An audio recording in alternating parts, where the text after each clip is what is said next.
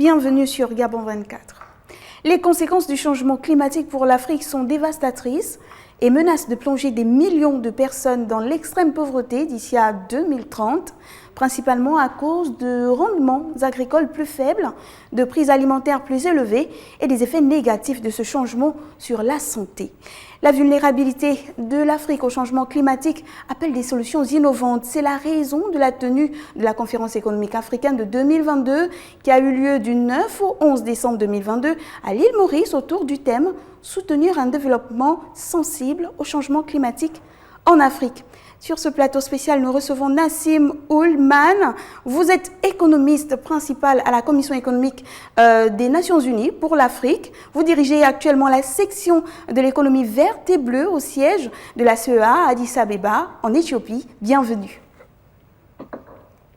Oui, bonjour et merci Modeste pour cette invitation. Effectivement, je suis économiste principal à la Commission économique des Nations Unies pour l'Afrique. Et nous venons de terminer la conférence des économistes africains sur cette thématique très importante pour l'avenir du continent. Une thématique très importante, pourtant lorsque l'on parle de changement climatique, on ne voit pas ou on ne comprend pas très bien de quoi il s'agit et pourtant ce changement touche des secteurs clés du développement du continent. Quels sont ces secteurs et comment est-ce qu'on le ressent? Absolument. Alors, il est vrai que par rapport à d'autres continents, l'Afrique est le continent qui a le moins contribué au changement climatique, mais c'est quand même une réalité. C'est aujourd'hui le continent le plus touché par ces effets. Donc, c'est une réalité quotidienne qui se perçoit et qui est vécue par les Africains, ne serait-ce qu'une aggravation des phénomènes naturels avec des sécheresses beaucoup plus importantes, des inondations beaucoup plus importantes, des événements climatiques dont l'intensité augmente. Ça a des impacts directs, ça a des impacts humains tout d'abord. Première touche, secteurs les plus touchés, bien entendu, l'agriculture, l'agriculture est directement impactée avec donc une destruction des récoltes immédiates, mais également des conséquences sur les personnes qui vivent dans ces parties touchées, avec une baisse de la productivité induite et donc in fine des questions de sécurité alimentaire qui sont la conséquence de ces phénomènes-là. Également d'autres secteurs, comme les secteurs de services, je pense aux services touristiques, vu les investissements importants que réalisent les pays africains dans ces secteurs-là, un événement de cette ampleur-là peut réduire à néant des années d'investissement dans une région au niveau touristique. Donc, au-delà de ça, le continent est aussi impacté par la perturbation des chaînes de valeur mondiales, parce que même des phénomènes climatiques qui ont lieu ailleurs entraînent des conséquences importantes pour les approvisionnements du continent. On le voit, je veux dire, nos concitoyens, les Africains, dans tous nos pays, vivent aujourd'hui ces problèmes d'approvisionnement, que ce soit de biens de consommation ou les producteurs. Les entreprises africaines vivent aujourd'hui, sont confrontées à des difficultés en termes d'approvisionnement qui sont importantes. Tout ça pose une question de souveraineté également, bien sûr. Là, je ferai référence à la crise, aux implications alimentaires, de souveraineté alimentaire, et la nécessité de réfléchir vers une approche collective continentale par rapport à ces questions-là. Trouver donc des solutions. Selon des estimations officielles, l'Afrique subit des pertes de PIB de 7 à 15 milliards de dollars par an des effets des changements climatiques. Ces pertes devraient atteindre 45 à 50 milliards de dollars par an d'ici à 2040. Comment est-ce que cela est ressenti auprès des populations ? Alors, c'est vraiment des impacts directs, surtout sur les populations qui sont les plus directement touchées par les phénomènes climatiques, par les catastrophes naturelles. Là, je viens de parler du Mozambique avec un cyclone, donc avec un dégât humain immédiat, mais par la suite une perturbation profonde de la société qui est touchée, donc avec des conséquences sur l'éducation, sur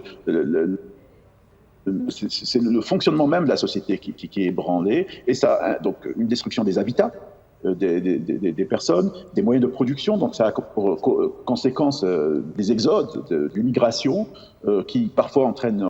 Ce que l'on sait également, Nassim, c'est que d'après la Banque africaine de développement, l'adaptation au changement climatique pourrait coûter au continent africain moins de 50 milliards de dollars d'ici 2050. Pourtant, d'après nos informations, l'Afrique affiche les flux de financement climatique par habitant les plus faibles au monde. C'est un constat assez contradictoire avec ce que l'on nous raconte. Est-ce que là encore on peut parler de véritable justice climatique?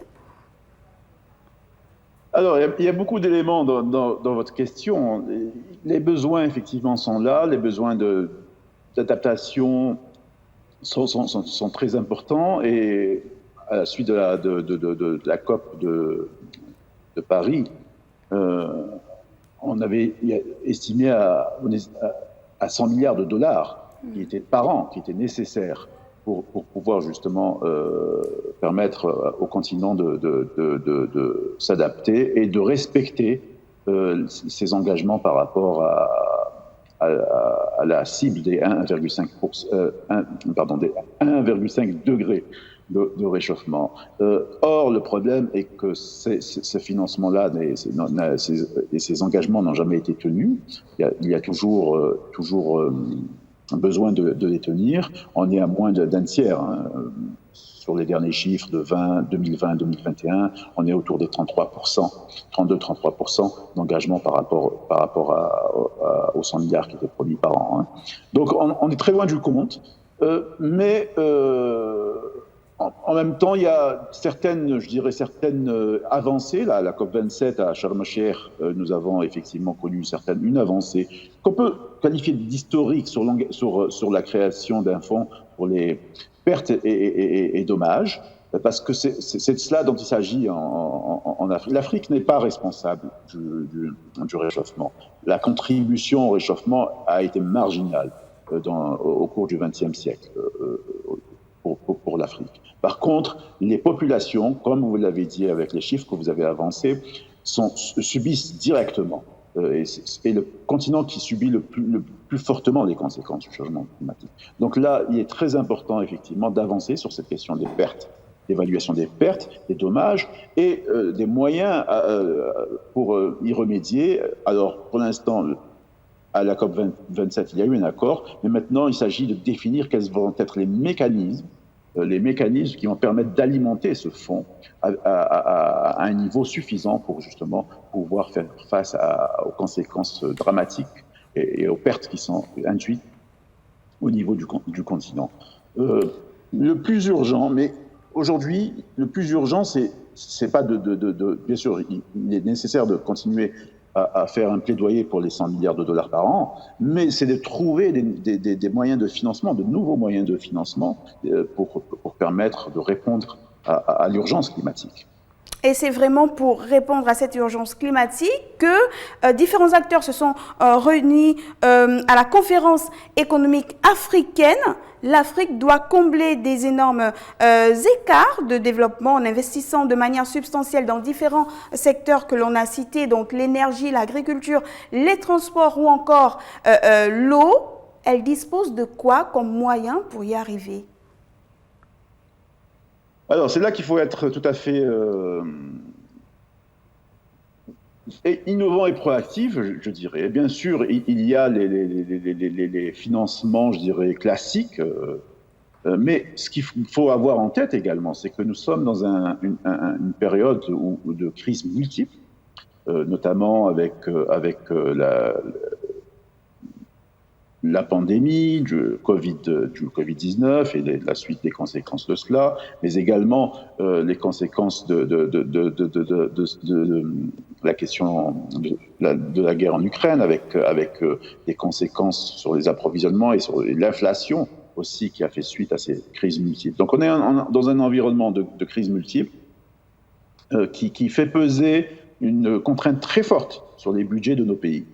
Et donc, ce qui réduit leur espace budgétaire, leur capacité à répondre à cette urgence climatique et aux investissements à faire pour justement s'adapter, mieux s'adapter. Donc répondre d'abord aux conséquences immédiates, mais également investir dans un nouveau modèle de croissance et pour mieux s'adapter au changement climatique.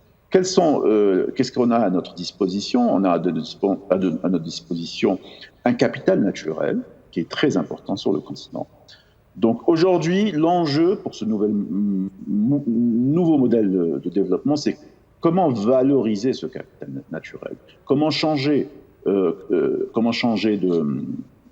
modèle en vraiment rémunérant tous les services, les écosystémiques qui permettent de maintenir ce capital naturel, de le développer, mais de recevoir en contrepartie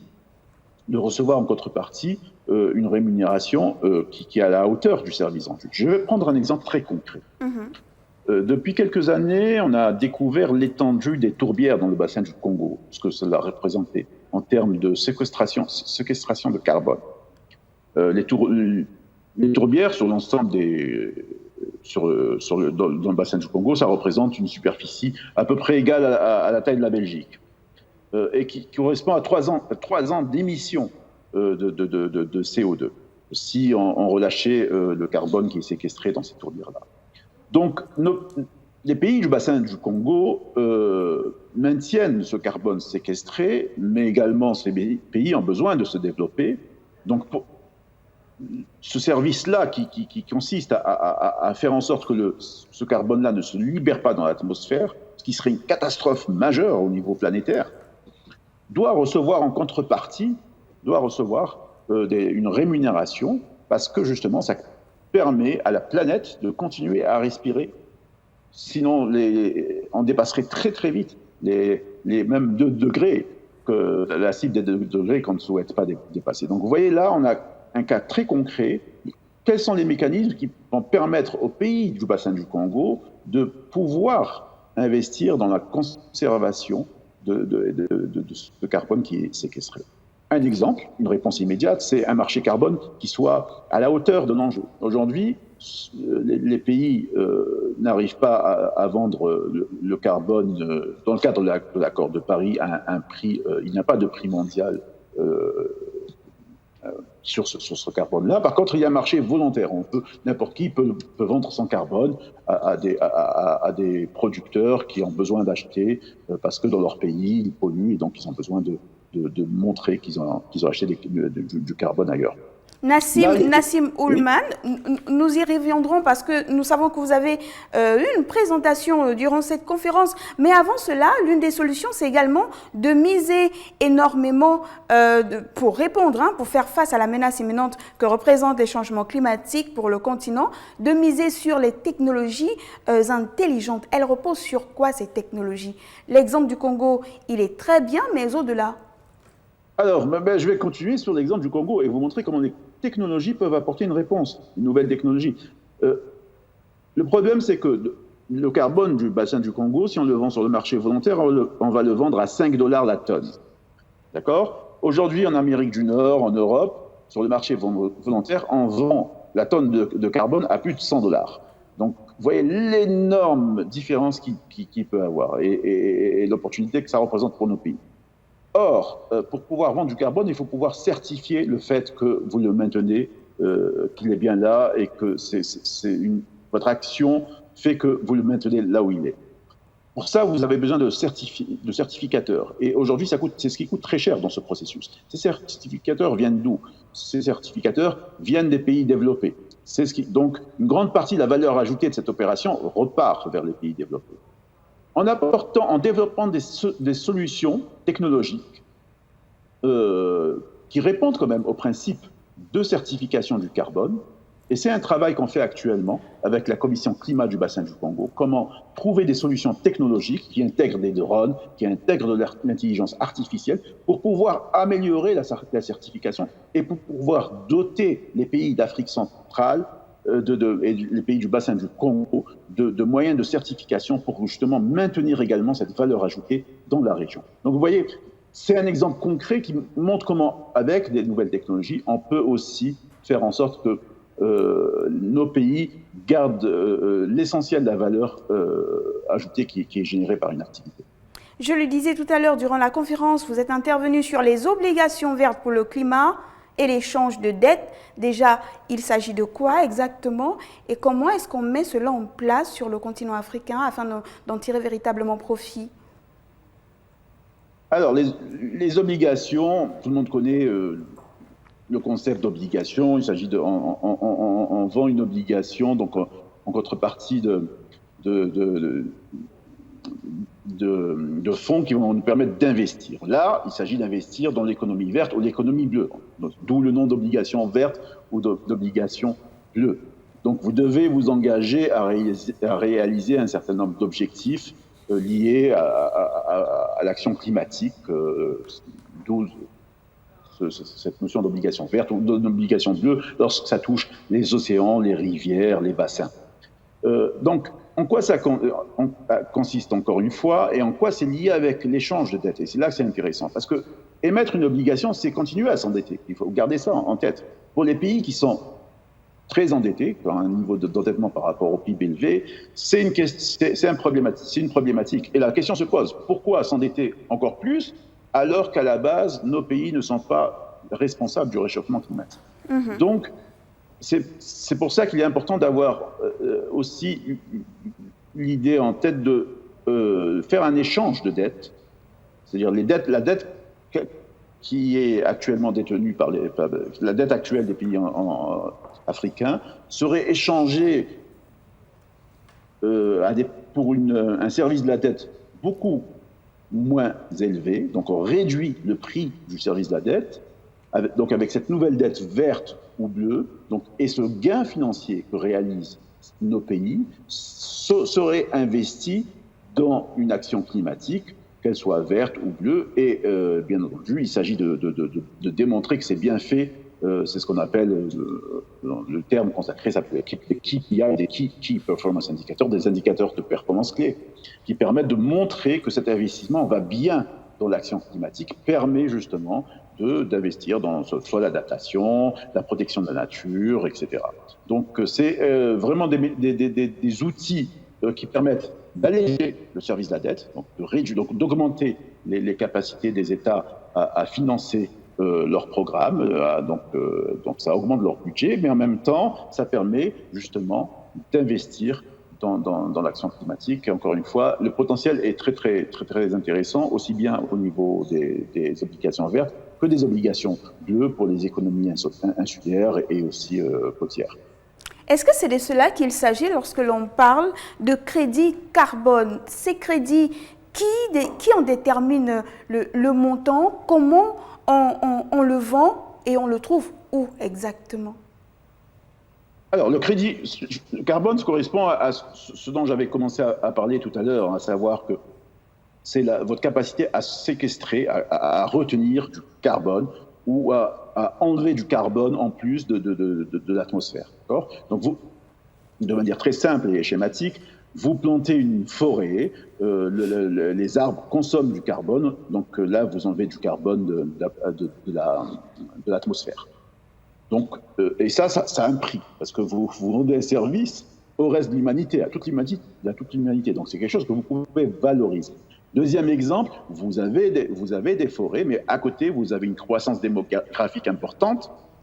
Et le Gabon alors le Gabon pour les forêts est un pays champion au niveau global sur la préservation des forêts. Très tôt, le Gabon a mis en place les mécanismes nécessaires pour justement préserver sa forêt. Et aujourd'hui, l'enjeu, c'est cette préservation garde du carbone, séquestre du carbone. Maintenant, il faut trouver les moyens pour que ce service qui est rendu par le Gabon au reste de la planète reçoivent en contrepartie justement une rémunération à la hauteur de l'importance du service. Et c'est là où on rentre dans les marchés carbone. Justement, il faut pouvoir démontrer que c'est bien le cas. Donc, et c'est ce qu'on appelle une haute intégrité du marché du carbone, c'est-à-dire qu'il y a tous les éléments dans ce marché-là pour démontrer que le carbone, telle quantité de carbone est séquestrée, ce que ça a été fait, ce qui est fait, cette séquestration ne va pas servir à une autre opération. Donc, vous voyez, c'est un peu toute cette infrastructure qui est bâtie autour de ce qui nous fait appeler ce marché à haute intégrité. Ça permet de bâtir de la confiance et donc à partir de là d'avoir des opérations de vente du carbone, d'où des crédits carbone à des acteurs pollueurs, qu'ils soient au Gabon, qu'ils soient sur le reste du continent ou ailleurs dans un autre continent. Donc, si vous voulez, c'est un vrai potentiel pour nos pays, mais il faut mettre en place les mécanismes qui vont leur permettre de les vendre, encore une fois, à des prix décents qui correspondent vraiment au service qui est rendu au reste de la planète, et pas un prix comme c'est le prix actuel, qui est de l'ordre de 5 à 8 dollars la tonne pour le carbone qui est vendu depuis des pays africains. Alors on comprend que les pays africains ont beaucoup de potentiel, mais la réalité c'est que certains sont quand même assez sceptiques. On sait les sacrifices qu'ont dû faire certaines régions de la planète afin de développer leur pays. Et puis on se retrouve avec l'Afrique à qui on demande de protéger l'environnement. Est-ce qu'on peut vraiment allier protection ou lutte contre le changement climatique et développement finalement, sans faire de sacrifices? Tout l'enjeu est là, effectivement.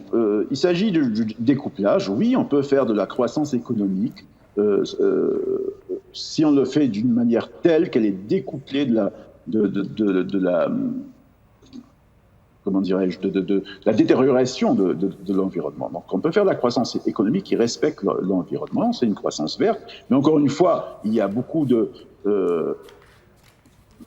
comment dirais-je, pas d'hésitation, mais en tout cas on peut être circonspect, on peut être prudent par rapport à ce qu'on appelle le greenwashing, c'est-à-dire le fait que tout peut devenir vert, de la croissance verte. Il faut vraiment démontrer qu'il y a un impact environnemental positif. Donc, encore une fois, oui, il s'agit le découplage de la croissance économique, de la détérioration de l'environnement est possible. Il s'agit de changer de système. Alors, pourquoi pour les pays africains, c'est une opportunité parce que les pays africains, de par leur niveau d'industrialisation qui est retardé par rapport aux autres continents, notamment les pays développés, ne sont pas dans cette trappe où ils sont dans un modèle économique donné, d'où il est difficile de sortir. On peut toujours sortir d'un modèle économique, mais la difficulté est beaucoup plus importante pour les pays ou les économies fortement industrialisées, parce que c'est déjà en place, vous voyez, alors que dans le cas africain, c'est le faible niveau d'industrialisation fait qu'on peut aller vers une industrialisation qui est une nécessité pour le continent. Avant de nous séparer, depuis sa création en 2006, la Conférence économique africaine soutient la recherche et les discussions sur les politiques et le partage des connaissances sur les questions touchant le continent. Quels sont ces défis pour les années à venir? Alors, absolument, ils sont nombreux. On les a touchés du doigt au cours de notre discussion. L'idée est vraiment d'échanger, et c'est très important d'avoir les trois institutions qui organisent cette conférence, à savoir la Commission économique des Nations Unies pour l'Afrique, bien sûr, mais également le PNUD, le Programme des Nations Unies pour le développement, et la Banque africaine de développement, pour parler des nouveaux modèles de développement. Le modèle du XXe siècle, effectivement, était très polluant. Comment développer un nouveau modèle? Comment adapter nos économies? Comment les faire avoir cette transition qui soit à la fois verte, mais également juste? Et vous l'avez souligné tout à l'heure, c'est très important d'avoir cette notion de justice et d'inclusivité qui vraiment veille à ce que les populations les plus vulnérables soient impliqués dans ce nouveau modèle. Et en même temps, voir quelles sont les nouvelles frontières de croissance. Tout à l'heure, j'ai parlé d'économie bleue. Le potentiel offert par nos océans, nos mers, nos rivières est très peu exploité de manière durable, bien entendu. Mais là, il y a un énorme potentiel. Donc, encore une fois, c'est très important d'avoir ces échanges-là. Et enfin, je terminerai sur les nouvelles formes de travail. Vous avez également abordé dans vos questions la dimension technologique. On est dans une disruption avec de nouvelles technologies qui changent totalement la manière avec laquelle on travaille. D'ici 2050, 70 à 80% des emplois seront des emplois qu'on ne connaît pas aujourd'hui, de nouveaux emplois. Donc c'est très important d'avoir ces échanges-là et de discuter des politiques économiques à mettre en place par rapport à ces changements technologiques et climatiques très importants. Merci beaucoup Nassim Oulman. Je rappelle que vous êtes économiste principal à la Commission économique des Nations Unies pour l'Afrique, où vous dirigez actuellement la section de l'économie verte et bleue.